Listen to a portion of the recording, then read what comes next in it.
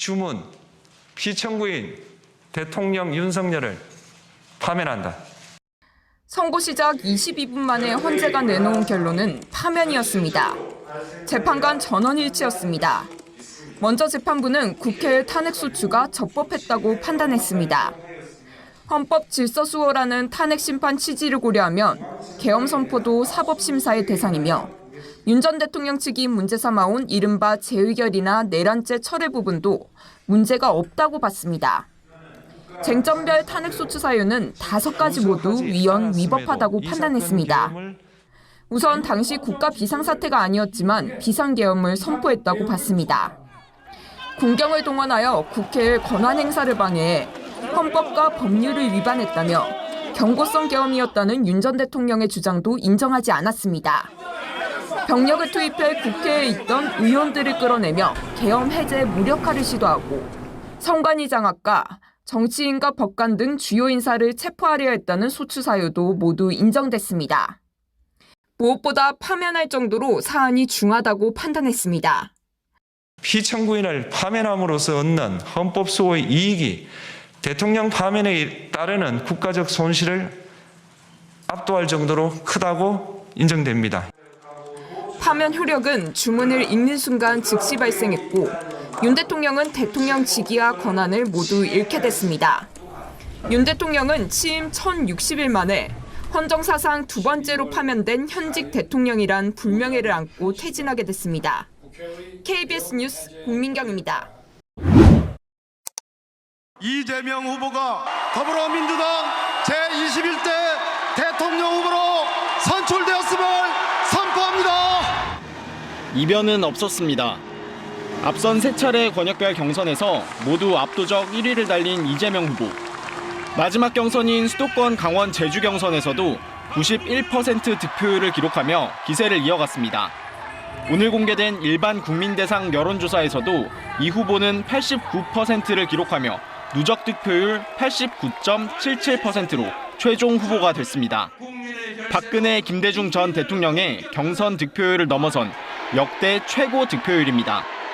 저 이재명에게 압도적인 정권 탈환을 통해 내란과 퇴행의 구시대를 청산하고 국민 주권과 희망의 새로운 시대를 열어가라고 명령하셨습니다.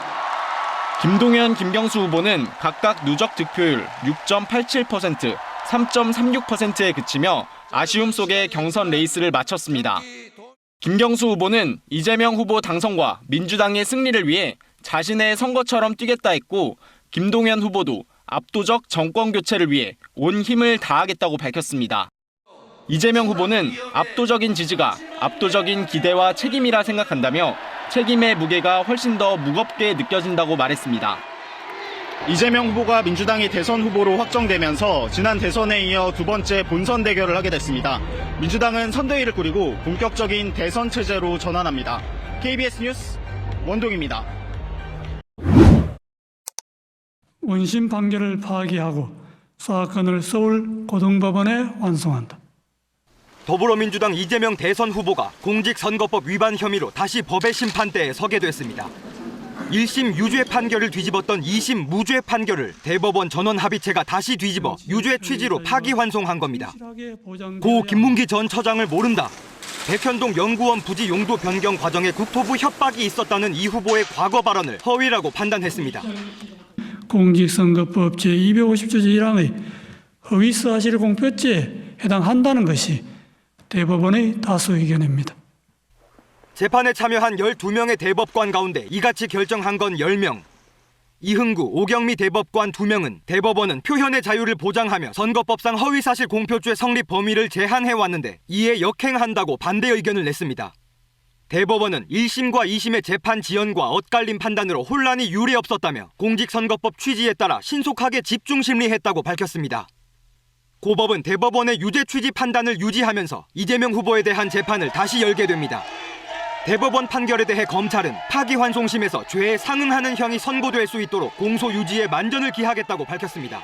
KBS 뉴스 추재훈입니다. 대통령 후보자로 김문수 후보가 선출되었습니다. 치열한 경쟁 속에 3차까지 치러진 국민의힘 대선 경선. 최종 승자는 김문수 후보였습니다. 김 후보는 종합득표율 56.53%로 43.47%를 득표한 한동훈 후보를 꺾었습니다.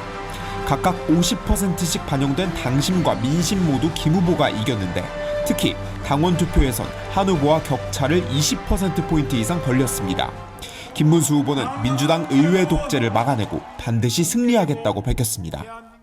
민주당 독재를 막지 못하면 자유민주주의는 붕괴되고 대한민국 미래는 캄캄합니다. 대한민국을 더욱 위대하게 바로 세우겠습니다. 청년의 꿈을 이루는 청년 대통령, 일자리 대통령이 되겠다고 강조했습니다. 이른바 찬탄, 반탄 구도 속에 최종 경선에 맞붙었던 한동훈 후보는 앞으로도 국민, 당원과 함께하겠다며 승복 의사를 밝혔습니다. 김문수 후보가 이 대한민국이 위험한 나라가 되는 것을 막아주실 것을 부탁드립니다. 선거대책위원회 인선도 바로 발표됐습니다. 권영세 비대위원장이 상임선대위원장을, 한동훈, 안철수, 나경원 등 경선 후보들이 선대위원장을 맡기로 했습니다. 이른바 반 이재명 빅텐트에 적극적인 김문수 후보가 국민의힘 최종 후보로 선출되면서 향후 단일화 논의에 속도가 붙을 전망입니다. KBS 뉴스 이윤우입니다. 국민의힘이 오늘 새벽 비대위 회의와 선관위 회의를 거쳐 김문수 후보의 대선 후보 자격을 취소했습니다. 지난 3일 선출 뒤 일주일 만에 벌어진 유례없는 대선 후보 교체입니다. 합의에 의한 단일화는 실패하고 말았습니다. 읍참마속의 심정으로 뼈아픈 결단을 내릴 수밖에 없었습니다. 당헌 74조 2항에 상당한 사유가 있을 때 비대위 의결이 가능하다는 특례 조항을 근거로 들었고 당원 투표 결과와 김 후보의 당 비판을 상당한 사유로 꼽았습니다. 당원들의 신의를 헌신짝같이 내팽개쳤습니다. 지지자들을 앞세워 당을 공격하는 자해행위를 서슴지 않았습니다. 비대위에서 찬성 5명, 반대 1명으로 의결됐는데 김용태 비대위원은 당의 대선 후보 선출 과정에 잘못된 선례를 남기는 거라며 반대했습니다. 국민의힘은 오늘 오전 10시부터 밤 9시까지 전 당원을 대상으로 후보 재선출 찬반 투표도 진행했습니다. 김문수 후보 등과의 법적 분쟁에 대비해 절차적 정당성을 확보하기 위해서입니다. 당원 투표 결과 한 후보를 최종 후보로 지명하는 데 동의한다는 의견이 절반을 넘으면 오늘 밤 10시 비상대책위원회에서 투표 결과를 추인할 예정입니다. 이어 내일 오전 소집될 전국위원회와 선대위 회의를 거쳐 최종 후보를 확정할 거로 보입니다. 이런 가운데 오늘 저녁 당원 투표 마감을 앞두고 김문수, 한덕수 후보 측이 실무 협상을 재개했지만 1시간도 안 돼 결렬됐습니다. KBS 뉴스 신지입니다. 당원 투표 부결로 극적으로 후보 자격을 되찾은 김문수 대선 후보. 곧바로 중앙선관위를 찾아 후보 등록을 마쳤습니다. 놀라운 기적이 일어났다고 생각합니다. 민주주의를 바로 세워주신 당원 여러분들께 정말 감사드리고. 한덕수 전 총리는 즉각 승복 메시지를 냈습니다. 제게 보내주신 응원과 질책을 무겁게 받아들입니다. 모든 것을 겸허하게 수용하고 승복하겠습니다. 후보 등록 후 만난 두 사람.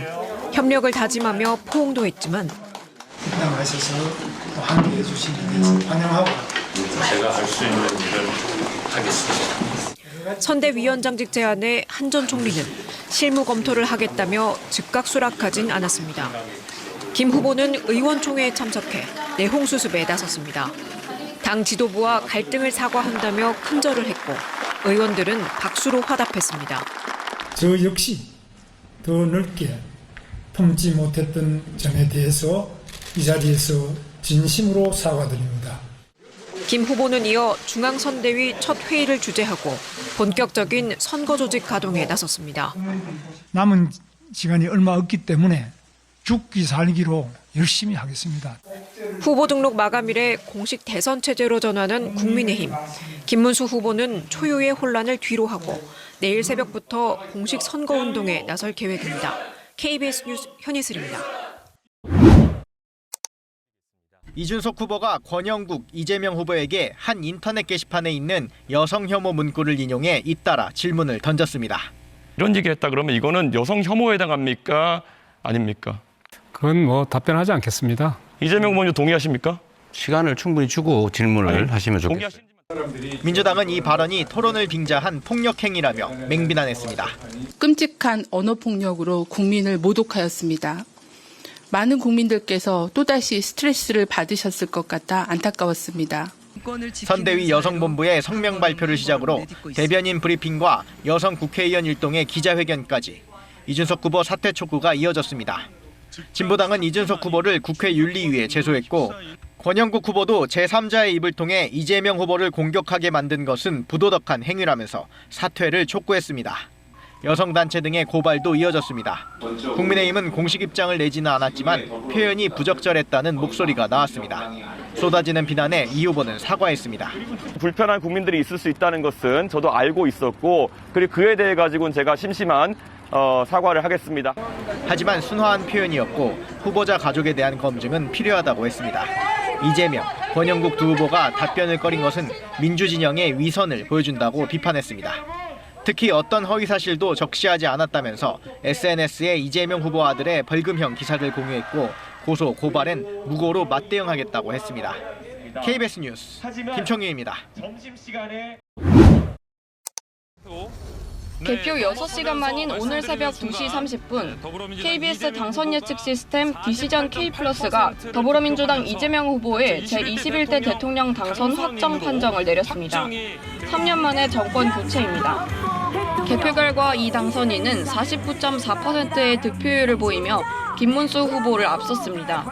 두 후보의 득표수 차이는 약 290만 표, 득표율 차이는 8.2%포인트입니다. 이 당선인은 호남 지역의 압도적 지지를 바탕으로 3년 전 대선에서 패배했던 서울과 충청권에서도 김 후보에 앞섰습니다. 다만 보수세가 강한 영남과 강원권에서는 김 후보에게 뒤졌습니다. 출구조사 결과를 보면 60대와 70대를 제외한 모든 연령에서 이 당선인이 김 후보를 앞선 걸로 나타났습니다. 특히 이 당선인은 40대와 50대에게 압도적 지지를 받았습니다. 이재명 당선인은 당선이 확실시된 직후 자택을 나섰습니다. 우리 국민들의 위대한 결정에 경의를 표합니다. 제게 주어진 큰 책임과 사명을 우리 국민들의 기대에 어긋나지 않도록 최선을 다해서 수행하도록 하겠습니다. 이어 국회 앞에서 새벽까지 이 당선인을 축하하기 위해 모인 지지자들을 향해 감사의 뜻을 전했습니다. 이제 6개월이 지난 이 시점에서야 비로소 그들을 파면하고 이 나라의 주인이 바로 우리 자신이라는 것을 여러분 스스로 투표로서 주권 행사로서 증명해 주셨습니다. 이 당선인은 중앙선관위가 당선을 결정하면 대통령 임기를 개시하게 되고 국회에서 취임 선서를 한 뒤 제21대 대통령으로서 공식 업무를 시작하게 됩니다. KBS 뉴스 김보담입니다.